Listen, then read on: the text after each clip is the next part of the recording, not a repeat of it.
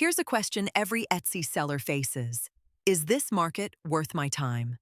Let's find out without leaving the page. We search wedding gifts, and Scout for Sellers starts reading the results right here in the corner. 20 listings checked so far. As we scroll, it keeps reading. 64 listings now. Prices, reviews, buyer signals, all from what's actually on the page. And here's the honest answer. 54. Search too broad. Most tools would just hand you a number. Scout tells you when the read isn't reliable and suggests tighter searches. The snapshot, buyer proof, strong at 89. Competition, heavy at 69. Now the gaps. Everyone personalizes. So that's not an edge anymore. No bundles, no free shipping, open doors.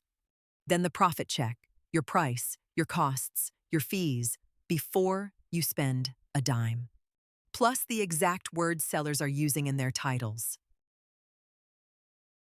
And your next moves in plain English. That's Scout for Sellers.